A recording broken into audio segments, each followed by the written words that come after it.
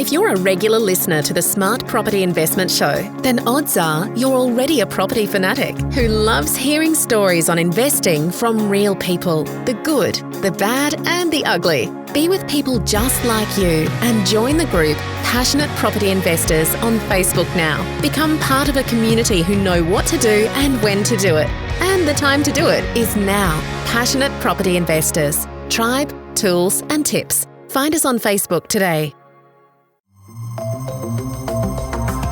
Welcome to the Smart Property Investment Show with your host, Phil Tarrant.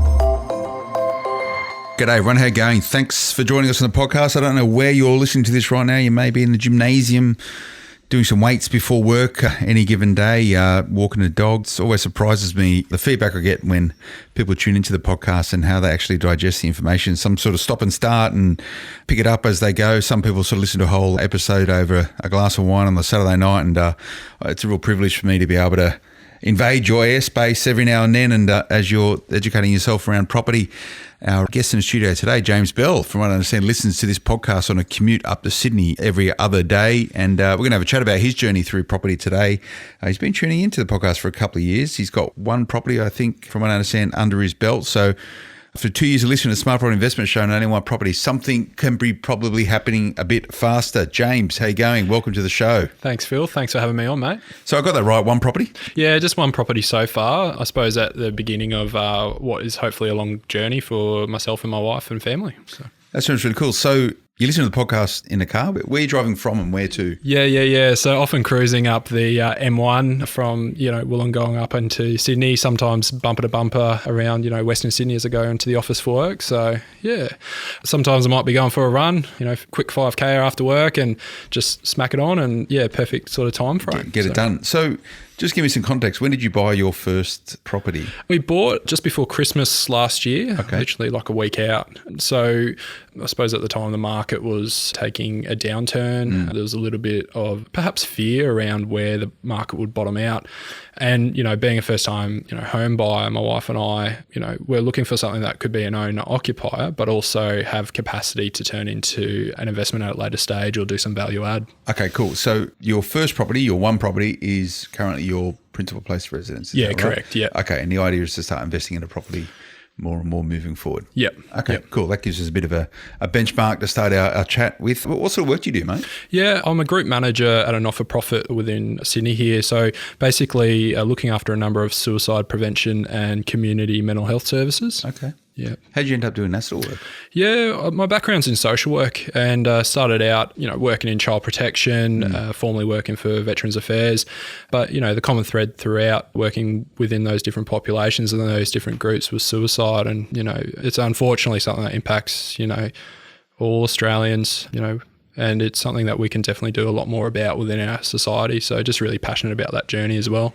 It's a commendable profession and, the rates of suicide are increasing. And I think there seems to be a greater understanding and appreciation of mental health challenges and how that sort of translates into people making those decisions. So it's important we've got people like you doing the work that you do. Did you study in order to do this, or is it something you just found yourself doing one day? Yeah, look, doing my social work degree, there was reference to different social theories around suicide. In a way, suicide found me from, unfortunately there were people that I knew that did take their life by suicide. Yeah. I had also friends that were bereaved and grieving loss to suicide. And, I suppose once you commence doing the work, it really opens up another world, another eye around, how big the problem is. But also out there's a lot of hope in terms of, encouraging help seeking. 10 years ago we weren't having the conversations like we might be doing today. Before it was much more taboo. And so, half the battle is, challenging some of the stigma that people face within society, both within themselves and others, but then, I suppose helping them to access the support that they need in the way that they need it. So it's not always going to a hospital or going to a psychologist. It might be they just need to access a sport club and have a bit of a social activity on the weekend. Yeah, and I think that's really important. And for some people, they find a lot of purpose investing in property, right? Like there's sort of a segue into it. But this whole sort of stigma around mental health, I think, is decreasing quite a lot. The problem with a lot of property investors I see is that it can sometimes propagate challenges around mental health, because if you're making the wrong investment decisions, one of the biggest impacts of that is financial stress, and financial stress turns into a lot of stuff. So maybe there's a focus for you at some point is to become more of a property investor, how to alleviate some of these challenges. And I've seen some good friends of mine struggle with their property investment journey because things might have not have turned up their way, or it's put undue stress on them over a particular set of circumstances, which is a big challenge. But thank you for the work that you're doing. I think it's really important that this sort of stuff's happening. Yeah, thanks, Phil. And, just an important disclaimer, if, anyone is not feeling okay or needs some support, there are places that you can reach out. You can call Lifeline. And I'm sure you'll put the phone number at the end of the show. Absolutely, yeah, do that. And I guess the big thing around this is that it's okay to ask for help irrespective of where you are, what you're feeling or what you're doing. And hopefully your journey in property, if you're tuning into this, isn't something that causes any challenges with stress or anxiety or your mental health, but identify it early, take action. It's the best thing you can do. That's not me. I don't know anything really about this. You doing this for a living. So what's the company you work for? What group of people? It's Wesley Mission. Okay. So, and there's a program within Wesley Mission which directly focuses on suicide prevention called Wesley Life Force. Okay. Yeah, so I've been working for Wesley for around about 4 years, and started out in community development, working across Australian communities, empowering them to form groups to, tackle the issue of suicide locally through the way that they think is best for them. And just slowly over that time, just have climbed the rung a bit, and now managing, a number of services within Sydney. Oh, very cool. Yeah. And obviously you get a lot of passion out of your work and it's good reason to get up every day and make a difference. But, your journey now investing in property, so you've bought your principal place of residence. At one point you want to turn into an investment property, but sort of tell me about your strategy. What are you going to do as a property investor? Yeah. I suppose what the other question is why property when I'm working in mental health or suicide prevention? And to answer that, it's a real outlet for me. It's something that completely focuses me on another tangent. In terms of strategy and sort of what the focus is, so at the moment it was just getting into the market and building some equity. Trying to keep liquid. So we engaged a mortgage broker looking at the PIPA website. So I can't remember the acronym of Property Investment Professionals of Australia. I knew you'd help me, Phil. PIPA.asn.au or PIPA.org.au. I can't remember which one it is, but one of them. Sorry. Yeah, absolutely. It's that time of the afternoon. But so I looked for a mortgage broker, tried to get the right structure so we could, try and reduce some risk within the mortgage structure, but also keep liquid. So, my wife and I are pretty good at managing our cash flow and building that. And so, set up ourselves with an offset to remain liquid so we can go for that second property when we're ready. Okay. Yeah. And you mentioned that you've sort of been listening to the Smart Property Investment Show for a couple of years, and then this time last year you bought your first property. Yeah. Is there any particular reason why you chose to buy a principal place of residence before you had just bought a direct investment property? Yeah, it was a couple of different decisions. So, my wife and I were thinking, all right, where do we want to go with this? Brisbane seemed like a market that was, starting to boom. Sydney and Melbourne obviously have had theirs. We really looked at our lives and thought, what's our biggest asset towards this journey in property? And it's our jobs. Within Sydney, we're both happy, doing well. And so for us, it was, okay, well, what opportunities are there within the Sydney or greater Sydney region in which we can retain our jobs whilst having a good lifestyle and get kickstarted on an investment journey? So, built. It's not a bad way to approach it. What sort of work does your wife do? She works within the social services sector as well. She actually works for the same organisation. Okay. We didn't meet there, but I was going to ask, but helped with an interview and then she did the rest. So, well, I'm quite keen to understand where you purchased your first property. But before we do that, just go to a quick break. Back in a moment. Creating financial freedom is every investor's dream. Best-selling author and director of Pure Property Investment, Paul Glossop, is giving you that chance. To grab a copy of his new book, A Surfer's Guide to Property Investing, absolutely free, simply jump onto Pure Property Investment's Facebook page, hit the message button and type the words Smart Property to secure your free copy today. But hurry, this offer is limited to the first 100 people. Welcome back, everyone. I'm here with James Bell. We're chatting about his transition from what's going to be his principal place of residence into a portfolio maybe of a number of properties. And let's go back to strategy, James. What's the long-term play for you? Is it to buy an investment property next? But then what happens after all of that? Like when we were starting out the investment journey, we're thinking, okay, what does success look like for us? And obviously, at the end of the day, there's going to be some type of passive income that we want to generate off the property journey. But just kind of toying with the idea or concept of having a property within each state. Probably some states and territories I might avoid just based on current performance. But yeah, kickstart there, generate wealth so that, we can retire happy, healthily. And, I was always taught in life through my parents, life is about having choice. And I feel like property can provide choice for me. Well, you're not an old guy right now. How old are you? Just 28. Okay, so you're still young, right? You've starting to get the grey slowly. Yeah, it'll happen. Don't worry. But you got a number of market cycles ahead of you. When you talk about retirement, which for you might be 30 years away, maybe a little bit longer, maybe a bit shorter, depending how well this property investment journey goes. But what does retirement look like for you? Have you sort of visualised that? Yeah, it's so I suppose it's having the choice of whether I want to work or do different consulting gigs or it may just be a voluntary thing that I might provide being on different boards of different organisations or things. So just being able to have the financial freedom to pick and choose how I want to spend my time.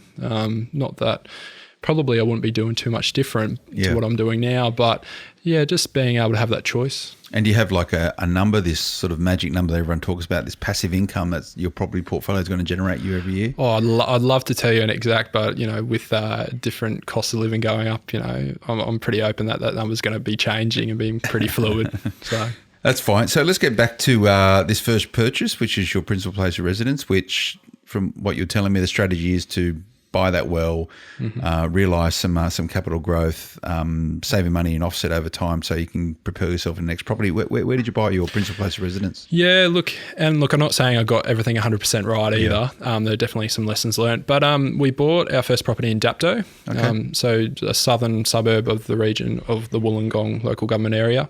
So we managed to buy a 1980s build house. So it's brick. Yep. It's on a corner block. It's zoned R2. Okay. Which means that it's got capacity to put a second dwelling on it. Should we wish to do that. Like a duplex or something, if you want. Yeah, a duplex or a granny flat. Just in the read of the market at the moment, there's no one in the region with granny flats. So, that's not really something that we're looking at the moment, but it's nice to have the option should we wish. Okay. Probably when buying the property, there's a number of different developments happening across West Dapto. So it's within the greater Sydney region where they're, building up lots of new houses. So over the next, 20 years or so, there's going to be a lot more built.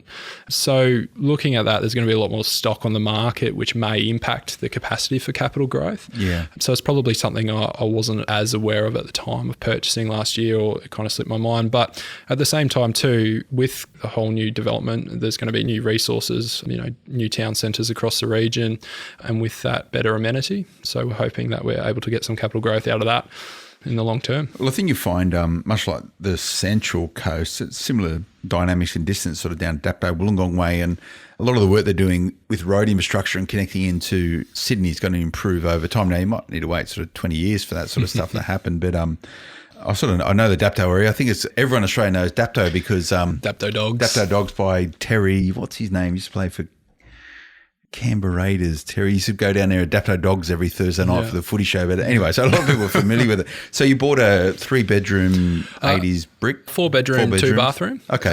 What sort of size land is it? 680 odd square metres. Okay. And that gives you enough capacity to put another dwelling on it with the zoning. And how much did you pay for the property? We paid $565,000. Okay. Yeah. And how did you choose that particular property as the one for you?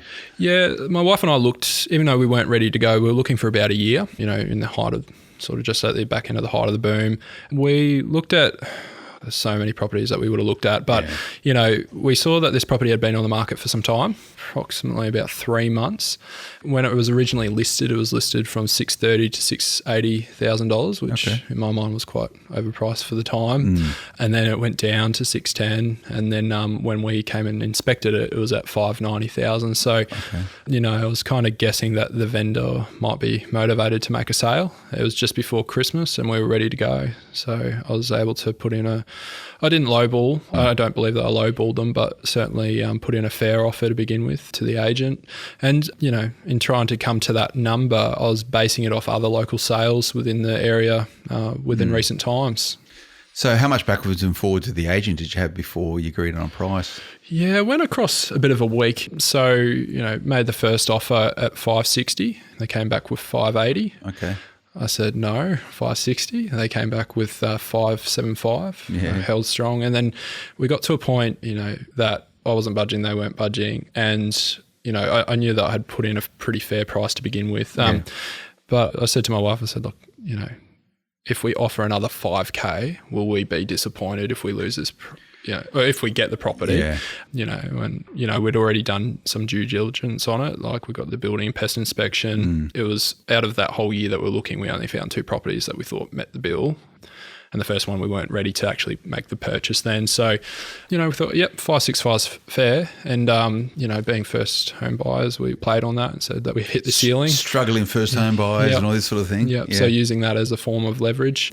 Lucky we got a pretty great guy in the vendor's agent. He didn't try and play the game of that there's other people in the market but he did wait a whole weekend. I don't think he realised that I worked it out, that he waited a whole weekend to see whether other people would come to the open house. Yeah. Well, these things happen, but this just goes down to understanding the sales process and how to get the best outcome possible for it. But when you think of that, you from what it was originally listed at the top end, you've saved $100,000 off the purchase price, really. You know, which is not, that's part of the market. Do you think you negotiated well? Would you do anything different next time? Yeah.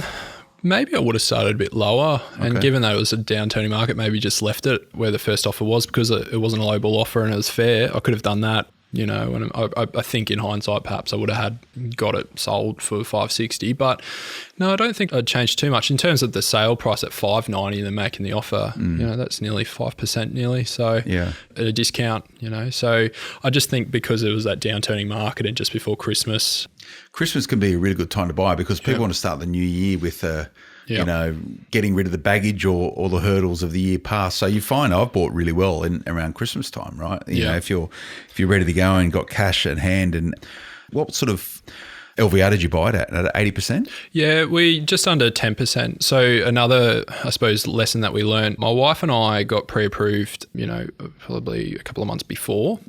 And then we continued to save, and we just assumed that because we were continuing to save that we would have an improved loan to value ratio, on the loan later. But we were actually approved at that, that amount of deposit for this much money, so we were kind of locked and loaded. So that was a lesson for us. So you were approved at 90% and you therefore took a 90% lend? Is that what you're doing? Yeah, just under the 10% value. And did you actually want to do 20% in No, but every dollar that we were saving, we were reducing the amount of LMI that we're going to be paying on it. So we just thought, we'll get pre-approved and we'll just keep saving. And then, if we save on LMI, that's great. Or if we see something we like, we'll just hit the button and go. Yeah. So how did you get yourself educated around LMI? A lot of people see it as a bit of a barrier to getting in the property market because there's a fee comes associated with it. And what did you pay? $575 or 565. 565. That's probably what, about $4,000, $4 and a bit grand on LMI. Yeah, we had about, just trying to work out, we had around about 50K-ish deposit. Okay. Yeah.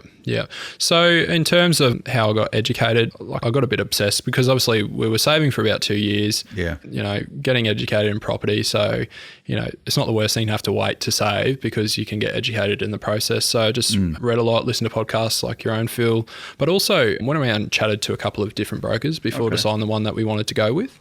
And then also chatted with a couple of different property professionals across the region from, got a feel for a couple of buyers agents and a couple of other property personnel. So how did you choose your mortgage broker? I don't need to know who he is or she is, but what were the sort of criteria for you that you knew they were right for you? Yeah, so obviously being a social worker, pretty big on ethics. So wanted to see that they were a member of PIPA and they were being transparent about, what is the prices, how do they get paid basically. That was a big one. I wanted someone that had the capacity to set us up with some structure for investment. And, so they were the two kind of... Did you like them as well? Were they quite Yeah, easy? Was yeah. there a good dynamic sort of talking with them or working with them? Yeah, absolutely. There was a rapport and they made us feel at ease. They didn't try to step out of their lane to speak. So we had spoken with some brokers and they were trying to give us sort of property advice, which, they may well have some good advice or some ideas, but that kind of sent off a bit of radar around, stepping out of their lane. It just didn't feel comfortable when some mortgage brokers did that. So when we come back, I'm going to ask James about his saving strategy to get 50K together in 2 years, which was pretty good going. Back in a moment. We get it. You're here listening to the Smart Property Investment Show and you're being interrupted by this ad. We value your ears just as much as your eyeballs, so we'll be quick. Join passionate property investors on Facebook today and we'll fill your Facebook feed with useful tips and tools, plus free education from industry experts and a tribe of people who get it. Passionate property investors. Find us on Facebook now. Welcome back, everyone. Here with James Bell. We're chatting about his first purchase and his first step into property investment, a principal place of residence to leverage into more investment properties in the future. We'll get to that in a moment. But before we went to the break, 50 grand in a couple of years is pretty good going. Savings-wise, did you do without as a result of this? Or to your point, actually 2 good years to actually get educated around property? So you've used the time well, but how did you go about doing that? Yeah, look, we didn't go fully without. We went to Europe throughout that time, not for like a 3-month holiday, but rather, a couple of weeks. And it helps when, your wife's family are over there, living there. But we really took stock of where our money was going. So we did, obviously, stripped it back, did a budget. After being we've been married for 3 years. So, we were newly married. We combined our accounts together. We were both working at the time. And then I got promoted throughout that time as well. So that always helps when you provided additional income that you're not used to having. It's easier to put away as well. And did you change your quality of living, inverted commas, as a result of the pay rises, or you kept living the same way? No, I kept living the same way. So we lived in an apartment actually in the Georges River area in Sydney, and we lived there for 5 years. It was, on the railway line, and, we could have moved or we could have got, a bigger space, but our bigger goal was to buy a property. So, we thought, stay put and, don't waste money, and remove lists and things. We're both pretty good around credit. So, I'm the only one with the credit card, but it's paid off every fortnight and it's only used sort of, If you're what's the limit do you have on your credit card? There's $2,000 limit. Okay, so it's enough to get you out of trouble if you need it. Yeah, and you know what it's mainly used for is when we're purchasing the holidays, buying flight tickets or something like I don't really need to be using it, to be honest. It's there, and I know that it can take off the borrowing ceiling that we can have, into the future, but it seems to be working for the moment and we're pretty diligent with it. And do you and your wife see the world the same way in terms of this journey through property and using it as a wealth creation tool, or is it one more than the other? Or how do you talk about property and finance without sort of a lot of couples getting into fights around it? So yeah. Look, we're on the same page. My wife came with me to a lot of the appointments with the brokers and the different people. So I was kind of bringing her in on the journey, because I get a bit obsessed with it and, looking at different research and different property websites and different things. So, she gets it as a bit of a hobby as well for me. But no, we don't argue. It's probably a better hobby than gambling and at the track sound of the Dapto dogs. Yeah. Drinking rum. It's probably what you drink down that way, I imagine. Look, I'm a Scotch man. Certainly. We're very deliberate in bringing my wife into the journey as well because, it's her money as well and her life too. So we want to make that decision together. Yeah. And the future then, so you've had this property down in, is it East Dapto, did you say? No, it's on the southern side of Dapto. Southern Dapto. So the more well-established side, right on top of the hills view and the escarpment. So it's not too bad. That's nice. Do you have a view and stuff? Or is it, yeah. Okay, yeah. Oh, really nice. Yeah, a lot of the areas in Wollongong tend to have the view of the escarpment. But ours particularly, we can see Mount Kembla and... Okay, that's a nice part of the world. So you've had it for a year. Have you looked to get it revalued at any point?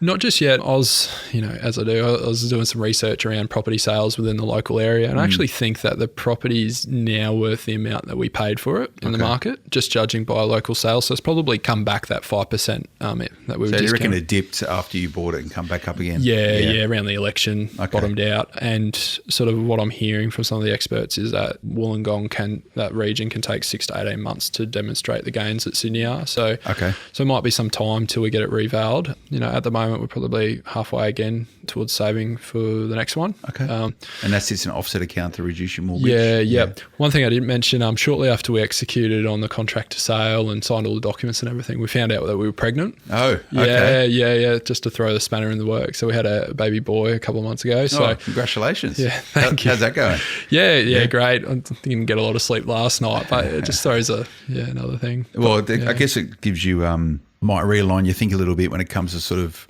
wealth creation, right? For a lot of people, having children is it's sometimes a light bulb moment to say, oh, actually, if I do this and do it right, you can have a better life, and then you're creating sort of generational wealth as well, which is quite a good thing. Yeah, 100%. And probably too makes me kind of second guess sort of the risk profile that I might have had before having a child. Like I might be more keen to leverage debt than what I would be now, if that makes sense. Do you think your attitude is less risky now you've got Perhaps, children? but then again, I still want the second property. I want to get going soon. So what do you need to do then to move into or to buy your next property?